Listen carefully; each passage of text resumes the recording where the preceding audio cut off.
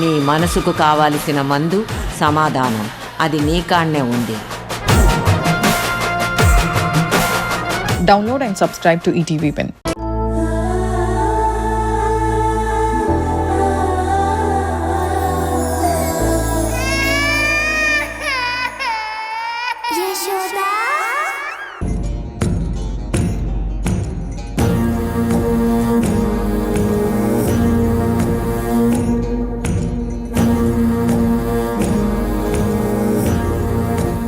సుబ్బరాజు యశోద కనిపించలేదని మాత్రమే చెప్పమన్నాడు తప్ప వీడిని కెలకొద్దు అనలేదు కదా. యశోద పేరు మీద 700 కోట్లు ఉంటే వీడిని కెలికితే కనీసం 70,000 రావా? ఓ రాయేద్దాం.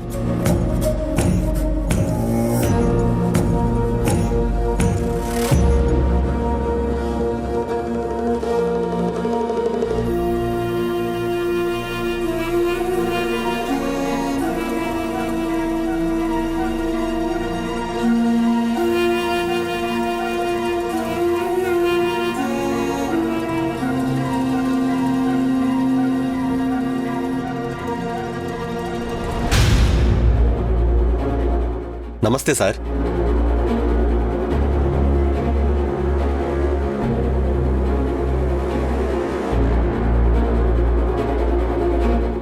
ఏం కావాలి? మొన్న మీరు మాట్లాడుతున్న అమ్మాయి ఉంది కదా సార్, ఆ అమ్మాయి వాళ్ళు ఎక్కడుంటారు సార్? దేనికి నీకు? దేనికంటే ఏం చెప్తాం సార్, మాకు చాలా పనులు ఉన్నాయి ఆ అమ్మాయితో. ఆ అమ్మాయి ఎక్కడుందో చెప్తే నేను వెళ్ళి కలవాలి. కొంపతీసి వీడు ఊర్మిళ మనిషి అయి ఉంటాడా? చెప్పండి సార్.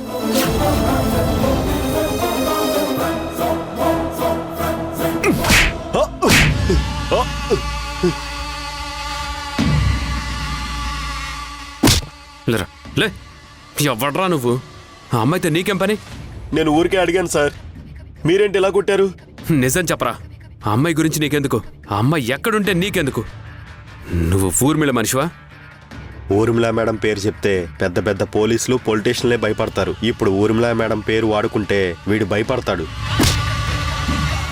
నేనెవరో తెలుసా? ఊర్మిళ మేడం రైట్ హ్యాండ్ని.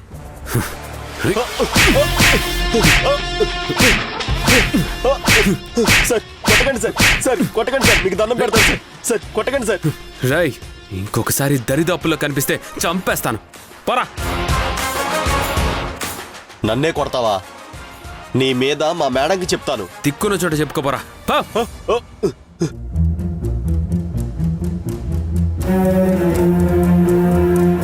బాబు ఏమైంది? ఎందుకు అతను అలా కొట్టావు? ఏం లేదులే బాబాయ్, వదిలే. నాకు కొంచెం చిరాగ్గా ఉంది. సరే బాబు, టీ తీసుకుని వస్తా.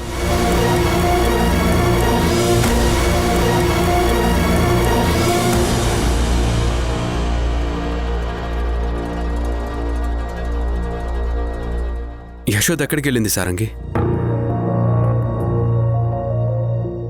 యశోద రోజు రోజుకి తన ప్రాణాల్ని లెక్క చేయకుండా ఊర్మిళకి ఎదురెళ్తుంది. ఒకవేళ ఊర్మిళ గుర్తుపడితే తన పరిస్థితి ఏంటి? ప్రతిరోజు వెళ్ళకపోతే ఏమవుతుంది? అందరికీ జాగ్రత్తలు చెప్తుంది, తను మాత్రం జాగ్రత్తలు తీసుకోదు. హరి, వచ్చావా? నీ గురించి ఇక్కడ టెన్షన్ పడుతూ ఉన్నావు. నువ్వు రోజు అక్కడికి ఎందుకు వెళ్తున్నావు? ఊర్మిళ గుర్తుపడితే నీ పరిస్థితి ఏంటో ఆలోచించుకో. నా గురించి నేను చూసుకుంటాను హరి. అసలు నువ్వు చేసిన పనేంటి? ఆ యాసిన్ గాడిని నువ్వెందుకు కొట్టావు? నీకెలా తెలుసు? వాడు నేరుగా ఊర్మిళ దగ్గరికి వచ్చే చెప్పాడు. ఎవరికి చెప్తావో చెప్పుకో అన్నావాడు కదా. అవును, చెప్పమన్నాను. చెప్పనివ్వు. ఆమె ఈ హోటల్ దగ్గరికి వస్తానంది. అనవసరంగా ఆమెను ఎందుకు రెచ్చగొడుతున్నావు? నువ్వెంత తెగించావో నేను అంతే తెగించాను యశోద. ఏం జరుగుతుందో చూద్దాం. రానివ్వు. ఊర్మిళ ఒక్కడుగు బయటికేస్తే తన బలం ఏంటో మనకి తెలుస్తుంది, మన బలం ఏంటో తనకి తెలుస్తుంది. ఏదేమైనా నీ బిడ్డ నీకు దక్కేలా చేస్తాను. అప్పటి వరకు నేను ఈ విషయంలో తగ్గను. ఆవిడ్ని ఎదిరించే వాళ్ళం మనం ఒకళ్ళు ఉన్నామని తెలియాలి. హరి, ఏమైంది నీకు? హా, ఎందుకు ఇంత ఆవేశపడుతున్నావు? కొంచెం నిదానంగా ఆలోచించు. లేదు యశోద, నేను ఆలోచించే ఈ నిర్ణయానికి వచ్చాను. ఇక నక్కి నక్కి భయంతో మనం చేసే ప్రయత్నాలు వద్దు. కుంభస్థలాన్ని కొట్టాలంటే ఎదురుగా వెళ్లాల్సిందే.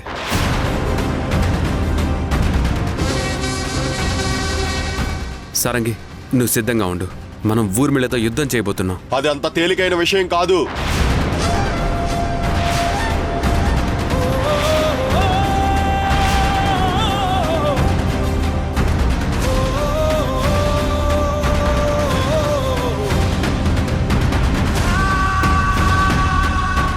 మీరు ఊర్మిళని చాలా తక్కువ అంచనా వేస్తున్నారు. ఊర్మిళ సామాన్యురాలు కాదు. ఆవిడ్ని మీరేం చేయలేరు. మీకు తెలియకుండానే ఆమె మనుషులు మీ చుట్టూరా చాలా మందే ఉన్నారు. ఇన్ని రోజులు మీరు మాట్లాడుకుంటున్నది, పోరాడుతున్నది ఊర్మిళ గారితో అని నాకు తెలీదు. నాకు తెలుసుంటే నేను అప్పుడే చెప్పేవాణ్ణి.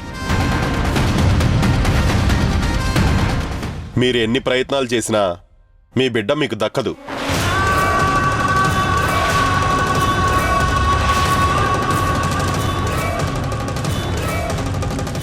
ఏంటి బాబాయ్ అలా అంటున్నావు? నా బిడ్డని ఎట్టి పరిస్థితుల్లో అయినా దక్కించుకుని తీరుతాను. ఊర్మిళ గారి చేతిలో ఎంతో మంది బలైపోయారమ్మా. నువ్వు ఒక్కదానివే బయటపడ్డావు.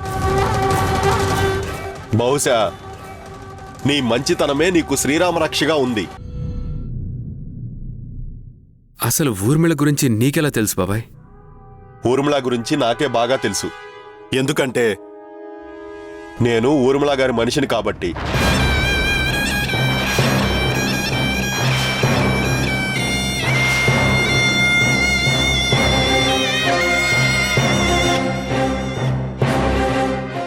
ఏంటి బాబాయ్ నువ్వు మాట్లాడేది? ఊర్మిళ గారి కుడిభుజాన్నమ్మా నేను.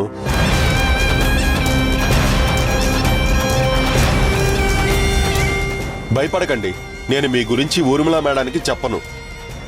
మిమ్మల్ని చూస్తుంటే నాకు మొదటి నుంచి ముచ్చటేస్తుంది. అందుకే మీకేం సాయం కావాలన్నా నేను చేస్తాను అని చెప్పాను. ఇప్పుడు కూడా నేను అదే మాట మీద ఉన్నాను. మీకు నా సైడ్ నుంచి ఏ సహాయం చేయాలన్నా చేస్తాను, కానీ ఊర్మిళ మేడానికి మాత్రం మీ గురించి చెప్పను. అలా అని నన్ను కలవడం మానేయకండి. ఈ రెస్టారెంట్ మీది అనుకోండి. మీకు ఎప్పుడు ఏ సాయం కావాలన్నా నేనున్నానని మర్చిపోకండి. ఊర్మిళ నాకు 10 ఏళ్ల నుంచి తెలుసమ్మా. ఆమె ఎదుటి వ్యక్తి మాట్లాడేటప్పుడు అతని మాటనే కాదు, అతని చూపుని, అతని వాలకాన్ని మొత్తం గమనిస్తుంది. ఏ మాత్రం చిన్న అనుమానం వచ్చినా శాల్తీలే లేచిపోతాయి. జాగ్రత్తగా ఉండండి. మళ్ళీ మళ్ళీ చెప్తున్నాను, మీరు మాత్రం ఊర్మిళ మేడం జోలికి వెళ్ళొద్దు.